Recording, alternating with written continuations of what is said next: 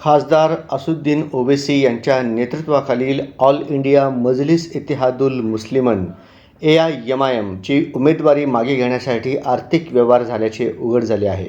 विधानसभा निवडणुकीत बुलढाण्याच्या दोन्ही जागांसाठी बरीच राजकीय खेळी झाल्याचे बोलले जात आहे. निवडणूक लढवायची की नाही यासाठी थेट बोली लावण्यात आली होती. निवडणूक न लढवल्याबद्दल जास्त पैसे मिळाल्याने उमेदवाराला निवडणुकीच्या मैदानातून हटवण्यात आले. या संदर्भातील सर्व सेटिंग नागपूरमध्येच झाल्याचे सांगितले जाते.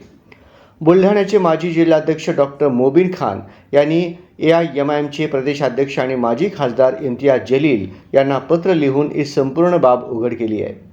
पत्रात केलेल्या तक्रारीचा हवाला देत डॉक्टर मोबिन यांनी प्रसारमाध्यमांना सांगितले की AIMIM उमेदवारांना उमेदवारी देण्यासाठी आणि माघार घेण्यासाठी दोन्ही प्रकारचे सौदे केले जात होते. यासाठी विविध टीम तयार करण्यात आली होती. विदर्भाचे नेतृत्व मोहम्मद शाहिद रंगूनवाला नागपूर हे करीत होते. खान यांनी सांगितले की सुरुवातीला त्यांना जिल्ह्यातील 4 जागांवर उमेदवार उभे करण्यास सांगण्यात आले होते. नंतर बुलढाणा आणि चिखली या दोन्ही जागांसाठी उमेदवारांचा शोध घेण्यात आला. परंतु कोणताही मजबूत उमेदवार पुढे न आल्यामुळे डॉक्टर मोबिन यांना दोन्ही जागांवर उमेदवार होण्यास सांगण्यात आले. हे यासाठी आहे की दोन्ही बाजूंच्या पक्षांना विश्वासात घेता येईल. मोबिन खान म्हणाले की यानंतर ऑफर येऊ लागल्या. प्रथम भाजपकडून ऑफर आली. याबद्दल सांगितल्यावर मोहम्मद शाहिद रंगूनवाला म्हणाले की तुम्ही जाऊ शकता, पण पेमेंटबद्दल बोलू नका, आम्ही ते करू. खान यांनी आरोप केला की शेवटी त्यांना दोन्ही जागांवरून उमेदवारी मागे घेण्यास भाग पाडण्यात आले, कारण 1.5 कोटी रुपयांमध्ये सौदा झाला होता. परंतु त्यांनी चिखली येथून स्वतंत्र उमेदवार म्हणून निवडणूक लढवली आणि पक्षाकडून पाठिंबा मागितला, पण पक्षाने त्यांना स्वबळावर लढण्यास सांगितले. पक्षाचे नाव यायला नको असेही सांगितले.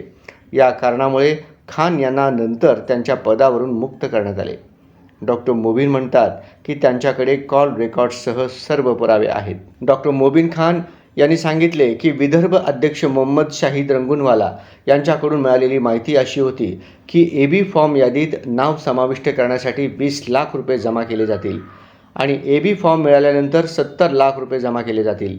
उमेदवाराचा खर्च 50 लाख रुपये आणि 10 लाख रुपये अतिरिक्त असेल, जे बुलढाणा उमेदवारीसाठी एकूण 1.5 कोटी रुपये आणि चिखली मतदारसंघाच्या उमेदवारीसाठी 1.5 कोटी रुपये इतके असेल. मोबिन खान म्हणाले की गेल्या लोकसभा निवडणुकीत आम्हाला आदेश देण्यात आला होता की MIM सर्वात जास्त पैसे देणाऱ्याला पाठिंबा देईल.